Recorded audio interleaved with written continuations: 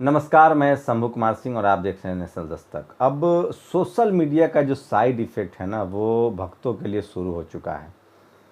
वो तमाम लोग जो खासकर गल्फ़ में सोशल मीडिया पर बैठ के और धर्म विशेष के लोगों को, जाति विशेष के लोगों को टारगेट कर रहे थे, वो अब जद में हैं। आज मैंने सोनू निगम का वीडियो देखा, वो कुछ उर्दू के शब्द बता रहे थे। बेचारे फंसे हुए हैं दुबई में। लेकिन बहुत खतरनाक संकेत है गल्फ़ कंट्री। जिस तरह से बीजेपी के एक सांसद शूरिया ने ट्वीट किया था तमाम गल्फ़ की महिलाओं के खिलाफ, उसके बाद गल्फ़ कंट्रीज़ के जो लोग हैं, जो अधिकारी हैं, जो सत्ता में हैं, उनके कान खड़े हो गए और उन्होंने इनकी खुदाई करनी शुरू कर दी। और नतीजा ये हुआ कि अब गल्फ़ कंट्रीज़ में ढूंढा जा रहा है इन लोग के फेसबुक, ट्विटर, और लाखों की संख्या में डिलीट कर रहे हैं।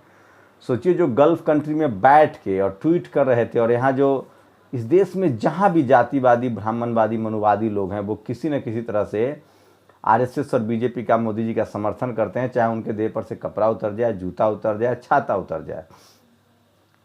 अब उनको समझ में आन लगा है कि जिसका खाते हैं उसी का गाते हैं, थाली में छेद करना ठीक नहीं है। और अब गल्फ़ कंट्रीज में लगभग लाखों लोगों को अपना काम धंधा समेट कर भागना पड़ेगा। वो ट्विटर से बच भी नहीं सकते हैं, उनकी खुदाई हो रही है। और उसका खामियाजा जो है वो भारतीय नागरिकों को, खासकर एससी, एसटी, ओबीसी, माइनॉरिटी को भी भोगना पड़ेगा, क्योंकि उनकी नज़र अब हर भारतीय पर है। उनको यहाँ के जाति के सिस्टम के बारे में नहीं पता है, गरीबों के बारे में नहीं पता है, तो वो सबको वॉकआउट कर सकती है। अमेरिका पहले ही धमकी दे चुका है कि वो 60 दिन तक तो किसी को आने नहीं देगा। हो सकता है कि H1 वीज़ा वाले को वो काम भी ना दे, तो वो भी एक बड़ा है। तो जो निर्दोष हैं, इनकी वजह से नौकरी जाएगी, और इसकी जिम्मेदारी कौन लेगा? क्या इस देश के प्रधानमंत्री, जो यहाँ तो रोज़गार पैदा कर नहीं पा रहे हैं, लेकिन उनके सांसद ने ऐसी आग लगाई है कि पूरे गल्फ़ कंट्री में 20 से 25 लाख भारतीय नौकरी करते हैं, उनकी नौकरी जाएगी। और जो जातिवादी, ब्राह्मणवादी, मनुवादी लोग हैं, उनकी भी नौकरियां जाएंगी, बिजनेस ठप होगा। अब आते हैं पेड मौलाना पर। अभी सबसे ज़्यादा मीडिया पर बात हो रही है। तमाम मुस्लिम समाज के लोग इन पेड मौलानाओं को लेकर अभियान चला रहे हैं।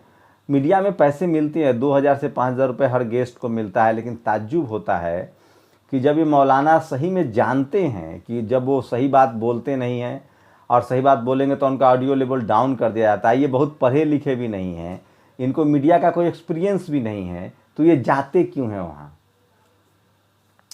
तो और मीडिया का देखिए बहुत बड़ी साजिश होती है। वो दलित हो या मौलाना हो या ओबीसी के लोग हों, ये कभी शार्प माइंड को नहीं बुलाते हैं, तेज तरार आदमी को नहीं बुलाते हैं। आप जिग्नेश को बुला लीजिए, आप हार्दिक को बुला लीजिए, आप कन्हैया को बुला लीजिए, आप तेजस्वी को बुलाइए, नहीं बुलाएंगे। खैर, अखिलेश, तेजस्वी, मायावती जी तो वैल्यू भी नहीं देती हैं, देना भी नहीं चाहिए।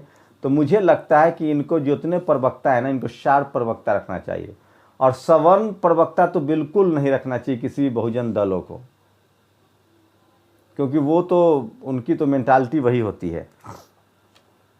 तो यहाँ और ये लोग जो होते हैं वो चेहरा चमकाने, 2000 से 5000 की लालच में पूरे समाज की मिट्टी पलीत करके आते हैं। तो ऐसे मौलानाओं से बचिए और इनका बॉयकॉट कीजिए, इनका डेमोक्रेटिक तरीके से घर का घेराव कीजिए कि भैया आप समाज को रिप्रेजेंट नहीं कर रहे हैं, क्योंकि आपकी वजह से। उनकी डिग्री पूछिए। क्या सरकार भी जब मास कम्युनिकेशन, सरकार का प्रेस विज्ञप्ति देखते हैं ना, मैं Indian Institute of Mass communication, IIMC, Bharat का सब जैसे IIT है, IIM है, पत्रकारिता के लिए वो एक इंस्टीट्यूट है। वहाँ भी जातिवाद, ब्राह्मणवाद, मनुवाद का कब्जा है। हमारे जैसे इक्का दुक्का लोग चले जाते हैं। आप नहीं मानेंगे, IAS अगर आप क्वालिफाई कर रहे हैं ना, तो भी आपको PR की आपको स्पोक्स पर्सन बनने के लिए डिपार्टमेंट वाइज सेक्रेटरी लेवल के लोग वहाँ मीडिया का कोर्स करने आते हैं। वो भी 6 महीने का कोर्स होता है। जो IAS क्लियर करके आते हैं वो IMC में कोर्स करते हैं। नैम कंट्री से, पूरी दुनिया से वहाँ 30 से 40 स्टूडेंट्स आते हैं जो ऑलरेडी मीडिया में काम कर रहे होते हैं, वो भी आते हैं वहाँ कोर्स करने। मेरी जितनी अपब्रिंगिंग हुई है वो due to IMC, Indian Institute of Mass Communication में ही मैंने ये सब समझा, जाति के खेल को समझा।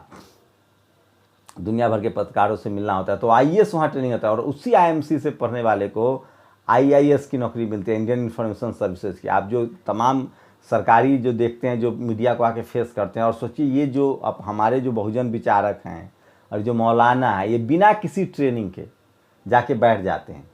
इनको ABCD नहीं पता है, कैसे एंकर काउंटर करेगा, कैसे इनको सवालों में उलझाएगा। लेकिन कुछ लोग होते हैं हाजिर जवाब होते हैं, लेकिन 90% लोग सिर्फ पीआर बनाते रहते हैं, वो एंकर को खुश रखते हैं ताकि उनको हर प्रोग्राम में वो बुलाते रहे। जैसे ही आप काउंटर जवाब देना शुरू कीजिएगा, काउंटर नैरेटिव में, ये एंकर आपको नहीं बुलाएंगे। हम जैसे लोग को नहीं बुला सकते हैं, ये उमर खालिद को नहीं बुलाएंगे, जिग्नेश को नहीं बुलाएंगे, दिलीप मंडल को भी कभी कभी बुलाते हैं क्योंकि उनका बहुत नाम है और वो थोड़ा सॉफ्ट स्पोकन है इसीलिए। नहीं तो जो रूड आदमी है, जो इनको करारे से जवाब देता है, जो अगर आप हिंदू मुस्लिम कर रहे हैं तो उनको जाति पर लेके जाइए, अगर आप बार बार हिंदुस्तान बोल रहे हैं तो उनको सूट करता है, उनको कहिए भारत बोलो संविधान के हिसाब से। अगर वो हिंदू मुस्लिम की बात कर रहे हैं तो उनसे पूछिए कि भैया जाति के आधार पर कौन शोषण कर रहा है। कुछ बेसिक्स बात है। एक तो मैं पैनलिस्ट को देख रहा था न्यूज़ 24, उसने सीधा सीधा कहा कि ये आर्यन है और हम आर्य हैं, बाहर से आए हैं। उसको आज तक मैंने फिर दोबारा कभी टेलीविजन पर नहीं देखा। तो भैया कम से कम नेशनल दस्तक ही देख के अपने आर्गूमेंट स्ट्रांग कर लो, तब जाके ना हिंदू।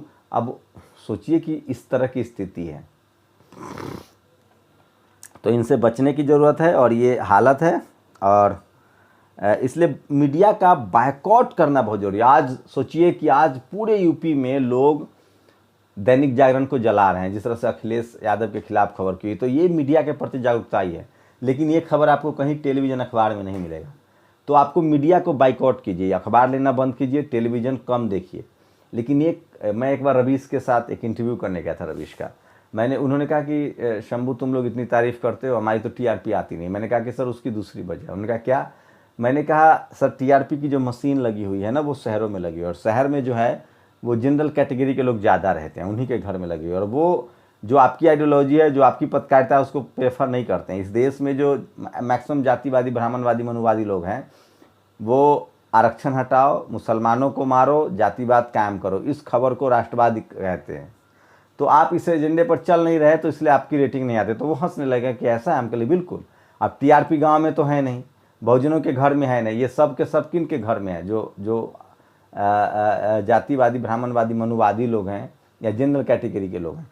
तो इसलिए आप टीवी नहीं भी देखेंगे तो उनकी टीआरपी आएगी। इसका एक तरीका है कि आप उस सामानों का बायकॉट कीजिए जो चैनल ज़्यादा एडवर्टीजमेंट देता है। जिस चैनल में आपको सबसे ज़्यादा प्रॉब्लम है, उस चैनल का विज्ञापन लिस्ट देखिए, और जिनका विज्ञापन उस पर ज़्यादा आ रहा है ना, उसको बिल्कुल उसका सामान मत खरीदिए। देखिए वो विज्ञापन खींच लेगा। ये एक बहुत बढ़िया तरीका है टीवी का। और देखिए दैनिक जागरण किस तरह से जलाया जा रहा है, उसको लेकर कोई खबर नहीं करेगा। तो ये बाइकआउट का तरीका जो है वो सबसे शानदार है। पेपर नहीं खरीदना, पेपर का सर्कुलेशन रुक गया तो खेल ख़त्म। टेलीविज़न की टीआरपी तो आपके घर में है नहीं मशीन, तो आप विज्ञापनों का विरोध कीजिए, वो ज़्यादा सटीक होगा। अब देखिए हरियाणा के शासित राज्यों में क्या हो रहा है।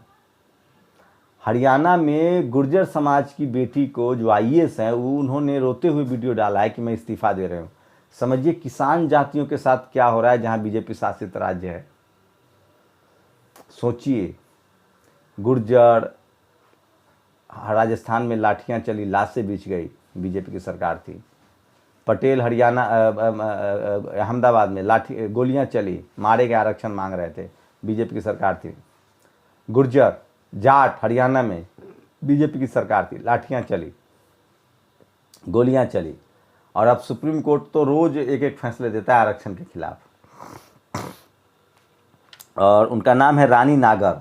उन्होंने एक वीडियो डाला है कि अगर मेरी जान को खतरा है, पता कीजिए उनके साथ जातिवाद, मनुवाद, ब्राह्मणवाद कैसे काम कर रहा है। तो वर्ण व्यवस्था ऐसी है, जाति व्यवस्था ऐसी है, इसी को मैं कहता हूँ मनुवाद जो है वो यही है। किसान जातियाँ हों, एससी, एसटी, ओबीसी, माइनॉरिटी जो हैं, उनको जाति के हिसाब से प्रताड़ित किया जाता है, आर्थिक आधार पे नहीं, मेरिट के आधार पे नहीं। और लास्ट लाइन जो बहुत मार्मिक लाइन है, मैं चाहता हूँ आप लोग जरूर सुने। महाभारत में द्रोणाचार्य कहते हैं, ये महाभारत में कह रहा हूँ, मैं खिलाफ नहीं बोल रहा, भावना मत भड़का लेना। महाभारत में द्रोणाचार्य कहते हैं कि मैं शूद्रों को शिक्षा नहीं देता, और ये देखकर एससी, एसटी, ओबीसी, माइनॉरिटी के लोग ताली बजाते हैं। दुनिया के किसी और देश में अगर इस तरह के शब्द का प्रोग्राम चल रहा होता तो लोग उसका बहिष्कार करते और रुकवा देते।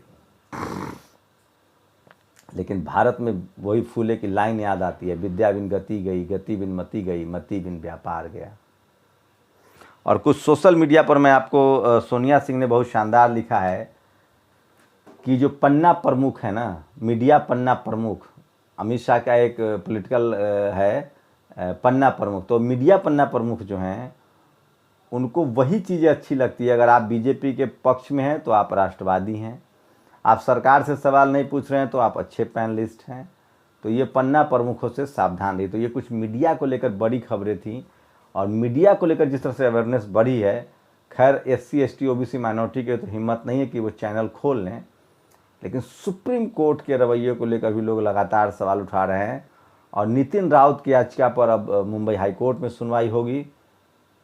और जिस तरह से लगातार कोरोना के दौरान लोग मीडिया के खिलाफ हैं, जिस तरह से लोग बात कर रहे हैं, वो शानदार है। और मुझे लगता है कि SC ST OBC माइनॉरिटी के लोग जिस तरह से जागरूक हो रहे हैं, इतना आसान नहीं है आप सबको पचा जाएंगे। सोचिए कि अब तो बीजेपी के विधायक भी बोलने लगे हैं। बीजेपी के विधायक हैं, बहुजन समाज के हैं, वो पहले बहुजन समाज पार्टी में थे, लेकिन वो पार्टी से निकाल दिया गया उनको, तो वो बीजेपी में चुनाव लड़ गए, वो भी विधायक हैं, लेकिन ज़मीर नहीं बेचा उन्होंने। क्या शानदार बातें कही हैं कि ताली थाली से क्या होगा, विज्ञान पढ़ना चाहिए, सिर्फ एक जाति विशेष के लोगों को प्रमोट किया जा रहा है, गरीबों को नहीं प्रमोट किया जा रहा है। वो वीडियो थोड़ा गाली गलौज है, उसमें नहीं सुना सकता, लेकिन ऐसे लोग हैं। तो मैं फिर कह रहा हूँ, देर है अंधेर नहीं है। इस देश के संविधान को मीडिया, ब्यूरोक्रेसी, जुडिशियरी, यूनिवर्सिटी और बिजनेस, इन सब जगह जब तक डाइवर्सिटी नहीं आती है तब तक होता रहेगा। रही बात मुसलमानों की, तो SC ST OBC के बाद मुसलमान नए अछूत हैं, उनकी सब्जी नहीं बिकेगी, उनका ठेला नहीं चलेगा। जैसे हम आज भी SC ST OBC माइनॉरिटी के लोग अपने जाति विशेष के नाम से ढाबा नहीं चला सकते, और आप कह रहे हैं साहब कि जातिवाद खत्म होगा। इसलिए जब भी टेलीविज़न पर जाइए SC ST OBC माइनॉरिटी के लोग, तो सारे बहस को जाति के एंगल पर कसिए, चाहे वो राजनीति का मसला हो, चाहे वो शोषण का मसला हो। जैसे ये कहें ना, औरंगजेब मुगलों की बात करे कि वो खराब थे, तो उनसे पूछिए कि उनसे बेटी रोष्टी का संबंध किससे था। जैसे ही अंग्रेज की बात करें, उनसे पूछिए कि वहाँ दलाली कौन करता था। जैसे ये हिंदू मुस्लिम की बात करें, तो इनसे पूछिए कि आरक्षण के विरोध में कौन है। तुम हिंदू हो तो आरक्षण का कौन विरोध करता है? मुसलमान, सिख, ईसाई, जैन? नहीं, कौन? जिसको अर्नब 80% हिंदू कहता है। शुक्रिया। आप लोग की प्रतिक्रिया जरूरी दीजिए, आपकी प्रतिक्रिया बहुत ज़रूरी है। शुक्रिया।